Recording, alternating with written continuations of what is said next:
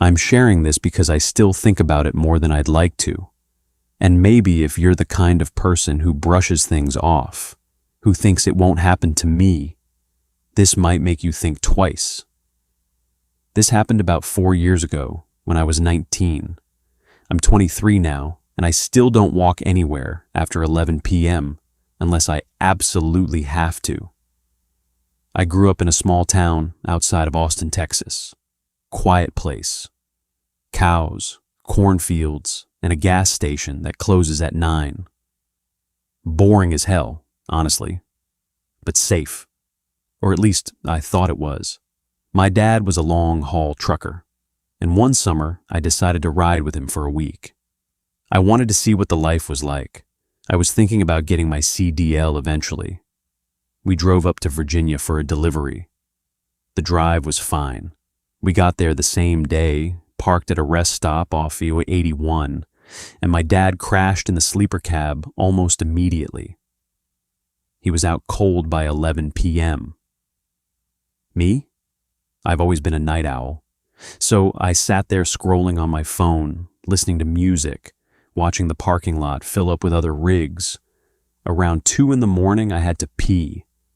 I grabbed my razor too. I'd been growing out this little mustache and wanted to clean it up while I had some privacy. Figured no one would be in there that late. I walked into the restroom.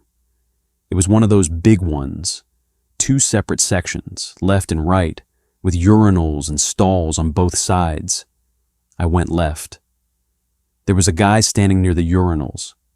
Tall, really tall, like 6 feet 4 inches easy. I didn't think much of it. Just some trucker. I went into a stall, did my business, washed my hands. When I turned around, he was still standing there. Same spot. Hadn't moved. That was weird.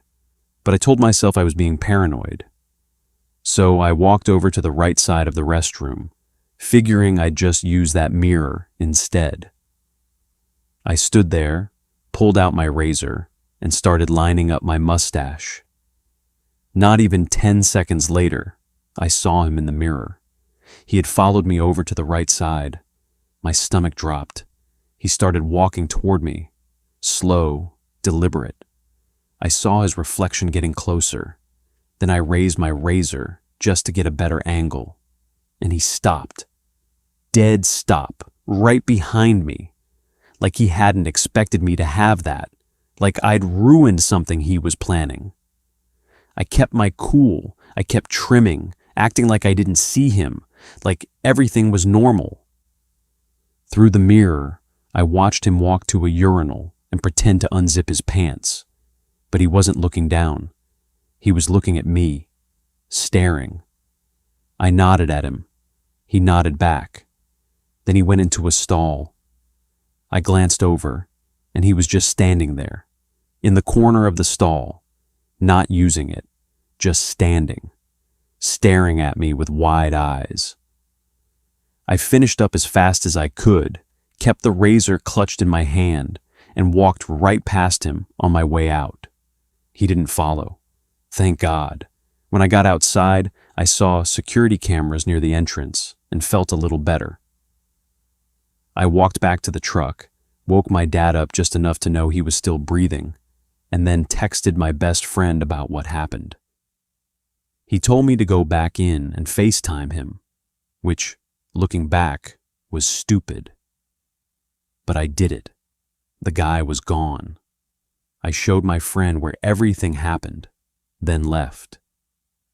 But when I stepped outside again, I noticed a separate parking lot behind the rest stop. Passenger cars. One red sedan had its headlights on. As soon as I turned to look at it, the lights shut off. I couldn't see who was inside. I still don't know if that was him, or someone else, or no one. That was the first time I realized how fast a normal night can turn wrong. A couple years later, I moved to Chicago for school. Big change from Texas. I was 21, living in a studio apartment near the university, and I had night classes that went until 8:30 p.m. By the The time I caught the bus and the train, I'd get home around 10:30, 11. One night, I was on the bus, headphones in, listening to one of those true crime podcasts. The story was about a woman who got followed home. I remember thinking, man, that's terrifying. And then I got off the bus and immediately turned my volume down. Just instinct. I had to walk past a few stores before turning down my street. Dark residential block, bad lighting. One of the stores was a fried chicken place. I passed it, then changed my mind and turned around to go back. That's when I noticed him. A guy from the bus. I hadn't seen him get off. I hadn't paid him any attention. But the second I turned around, he stopped walking, like froze in place. Just stared at me, eyes wide. I felt cold, but I forced myself to walk into the chicken place, stayed for a minute, bought nothing, and left. When I walked out, I saw him again, standing right at the entrance of my dark street, waiting. I called my brother. He answered, which was honestly a miracle because he never picks up. I told him where I was, and he said, "I'm coming, don't move." So I turned down the street, past the man, and I heard his footsteps behind me. Then he said it, "I love you." Quiet, mumbled. Then more words I couldn't understand. I turned back toward the stores, walked fast, stood outside a liquor store where I knew some of the locals hung out. But that night, I didn't recognize anyone. And then the man approached me again, asked if I needed help, said he could help me, kept stepping closer. I told him no, loud, multiple times. He kept coming, and that's when I noticed he was wearing latex gloves. It wasn't cold out, no mask, just gloves. That detail, that one detail, made my blood run cold. It meant he'd planned something. He wasn't just some random creep. He had thought about this. He kept saying I needed to go home. Over and over, like he was trying to push me past him again. Then he walked into the liquor store. The second he was inside, I turned the corner and saw my brother running toward me. That whole thing lasted maybe 5 minutes, but it felt like an hour. The last thing I need to tell you happened about a year after that. I was back in Texas visiting my parents. They went out of town for the weekend, just a short trip to see some relatives, and left me alone in the house. I was 22, thought it'd be nice to have the place to myself. Invited a couple friends over, played video games, ordered pizza. Normal stuff. But on Friday night, I had to go to this geography trivia thing at my old community college. I'd promised a friend I'd show up. It was actually fun. Free food, good energy. Our team came in second place. I left around 11 p.m. and caught the last train home. Walking back from the station, I was tired, cold, just wanted to get inside and crash. Then I heard it. A scream, loudest thing I've ever heard. A man, sounded like he was being torn apart. I froze, looked around. The street was dead quiet. All the houses dark.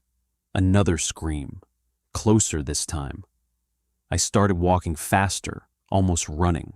When I turned the corner near my house, I saw a group of maybe 4 or 5 men in the distance.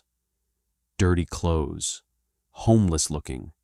As soon as they saw me, they started running toward me. I bolted, got to my front door, dropped my keys, of course, picked them up, unlocked it, got inside, slammed the door, locked it. I stood there in the dark, breathing so hard I thought I'd pass out. Listened. Nothing. Looked out the window. Empty. Called the police. The lady on the phone wasn't much help. Kept asking if I knew them. Said since I wasn't hurt, there wasn't much they could do. She said they'd send a car to patrol. 15 minutes later, I saw one drive by. That was it. The next night, I was watching a movie around midnight, and I heard it, a loud bang, like someone threw a rock at the house. Turned off the TV, listened, nothing. I checked all the doors, all the windows, sat in my bedroom on the second floor, wide awake, staring at the window. I must have fallen asleep around 4 a.m. Woke up to my parents coming home at noon. I told them everything. They were terrified. We installed cameras a week later. Nothing like that ever happened again. But I still wonder, who was that screaming man? Was he a victim? Or was the scream a trap to get me to stop, to look, to get closer? And that bang on the second night, was it a warning? A test? Or just my imagination? I don't know, and I don't think I ever will. But I do know this. I don't walk alone at night anymore. Not in Texas. Not in Chicago. Not anywhere. And every time I see a man standing still for too long, every time I hear a noise I can't explain, I remember that razor in my hand. And I remember thinking, what if I hadn't brought it?